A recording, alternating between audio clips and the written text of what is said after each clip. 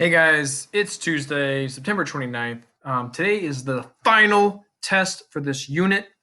We're going to start with a do now. What did we learn from the reading yesterday that helps us explain why popcorn pops? And I included this important picture from the reading yesterday. And I have this sentence starter, and I want you to, I'm assuming you have missed live class, that's why you're here.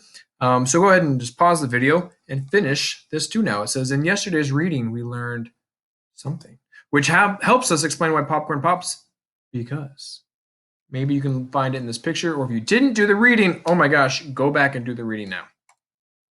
Okay, I have a scientist of the day, and then I'm going to share with you what we did during the breakout rooms, and then you have your final assessment. That's it. Our scientist of the day is Tedros Adhanom. You might be thinking, oh, how old is he? Let me look here, and I can do the math. He's Ethiopian. He's a microbiologist, which means someone who studies tiny life biology, microbiology, like bacteria and viruses and things like that, microbiologist. And he's a well-known malaria researcher. Malaria is actually not caused by bacteria, but like a little plasmodium, a little tiny creature that's actually an animal.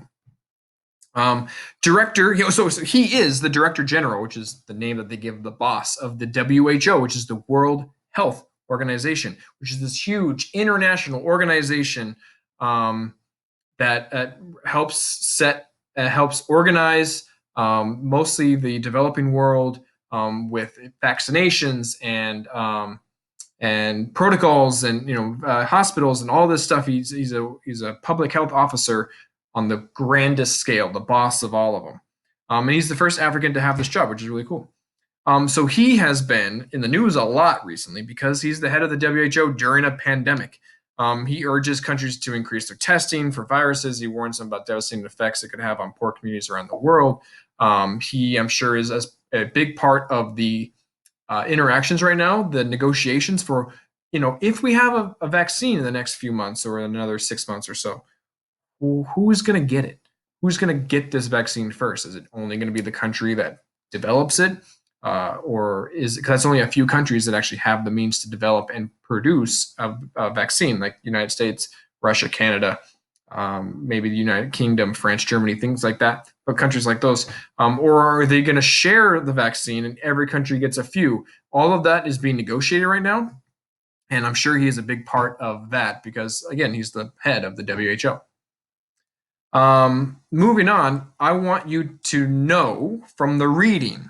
Okay, so I'm hoping that you did the reading from yesterday, but the third paragraph of the reading says this.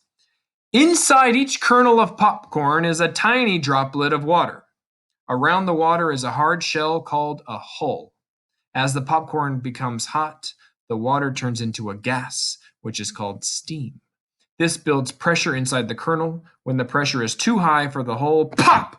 The kernel explodes and a fluffy new piece of popcorn is born.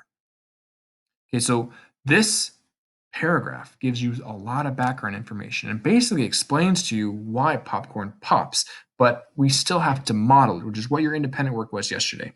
So over here, I actually gave you here in your model, this is a liquid. There's actually a tiny little drop of liquid inside every single popcorn kernel. It must be really, really tiny, but it's in there. Which makes sense if you think about it, because popcorn comes from corn, and corn is a plant, and plants need to take up water. It's just like the seed. And so every seed has a little bit of water in it. That makes some sense. If you ever cooked, and we know that because as we open the popcorn bag or you cook it on the stove, you see steam coming out. We saw it in the slow motion video we watched of the popcorn. So we know there's steam in there. Where did it come from? Well, it came from the little drop of water. So now we just need to model that. So over here, I would have used particles and short arrows in random directions and shown a liquid. And you'll see that in a minute. Over here becomes a gas, steam. Over here, then, you would have modeled steam particles, hopefully. A few particles, only 3, 4 particles. That way you can show them very far apart. You would have long arrows, and you would have some bouncing off this kernel because it says it builds up pressure, means there's a lot of pressure inside. So pressure is the particles bouncing off of the inside of the kernel. And eventually, there's so many things hitting the kernel that it's like it starts to crack and then it explodes open. Okay, so you're going to see that in a second. You're going to see a finished model of that actually, because in your breakout rooms, you guys, and if you missed it, I'm sorry, but they did a group practice quiz. So they opened this practice quiz. You click here, or you can click here. And the quiz, I designed it to look very similar like the final quiz that you'll take at the end of this slideshow.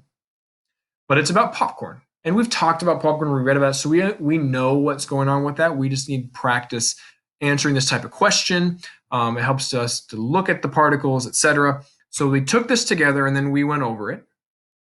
And then, so do that as a practice. Please do that. Make sure if you get a question wrong, you click on view score or view accuracy or something like that. Look at the questions you got wrong.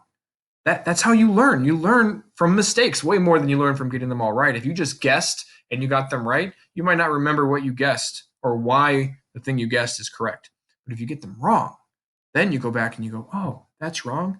Oh, okay, so it's kinetic energy is faster, not slower. Okay. So you can learn that way. So do that. Look at the answers you got wrong.